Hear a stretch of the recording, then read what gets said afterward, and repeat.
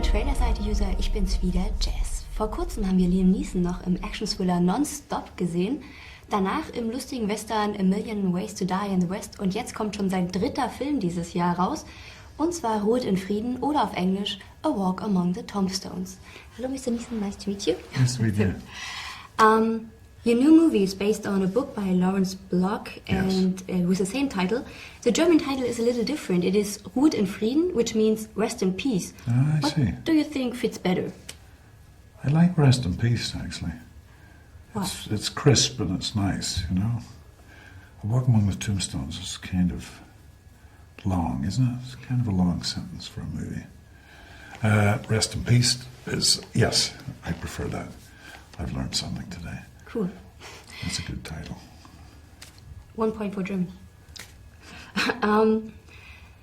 Actually, the movie maker had also Harrison Ford in their mind, I read in the internet. Does it affect your play when you know that the people maybe have another character or another person as well in their mind for the movie? None the least, no.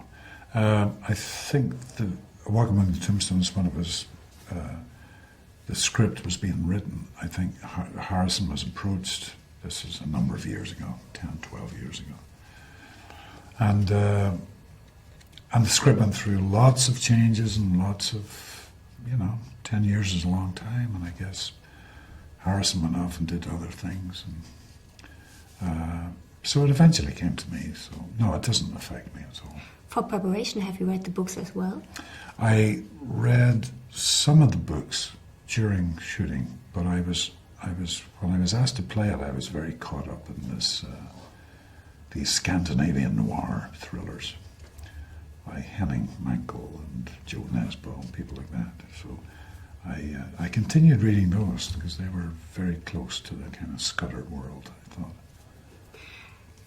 And I read for preparation, you also watched a lot of videos about serial killers.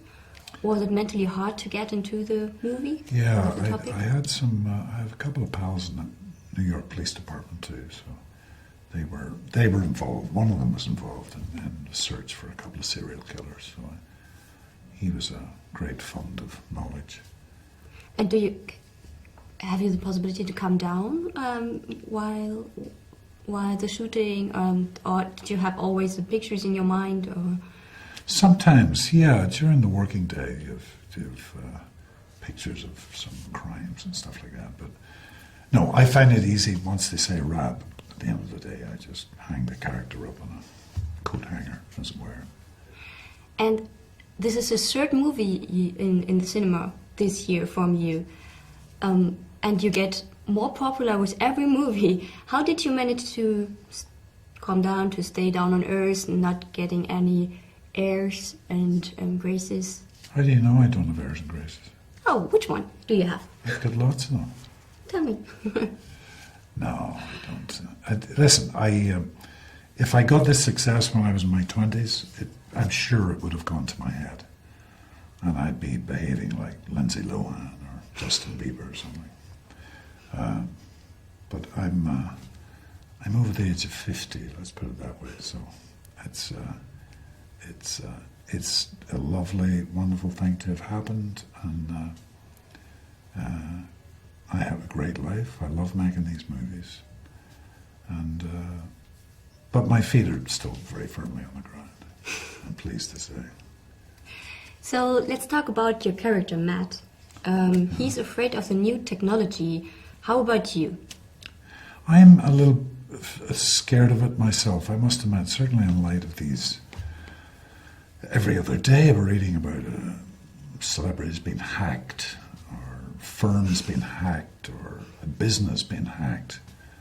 And I'm sure it goes on between various governments all the time. I mean, we know what's happened with Germany by Americans. Every country does it to everybody else. China, America, We don't know the extent of it. But I do find it very frightening. So I have very, very little business I would do on the internet. So we can't see any nude pictures of you in any cloud? I'm afraid not. No. I can send you some if you like. But me personally? they're not off Okay, the give you my net. email address later. No, but let's talk about fear as well. One line in the movie is that the people are afraid of the wrong things, and that sentence keep in my mind so long, and I was thinking about it ever and ever again. What does it mean for you? Well, I certainly I remember the year 2000. I remember 1999 very, very well, and indeed, all of us in society were very, very concerned about what was going to happen at midnight, the year 2000, where computers suddenly going to cease working, would airplanes drop out of the sky, would life as we know it cease to exist, you know?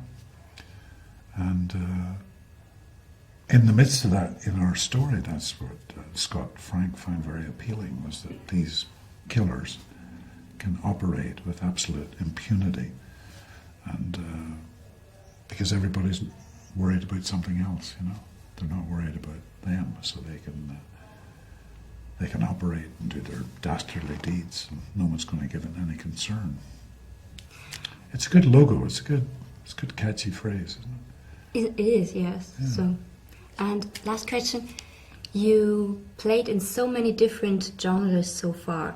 Is there anything missing? Any dream world you want to catch in the future?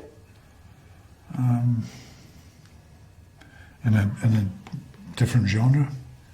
In every genre you like.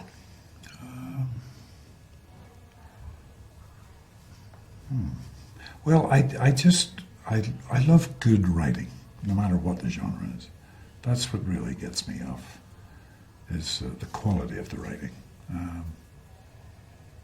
I think I'll continue. No, there's not something leaps out at me. So I know I'd love to do a Western or a rom-com or something like that. It just depends on the writing. Okay, that's a good point. So thank you so much for this talk. Thank you very much.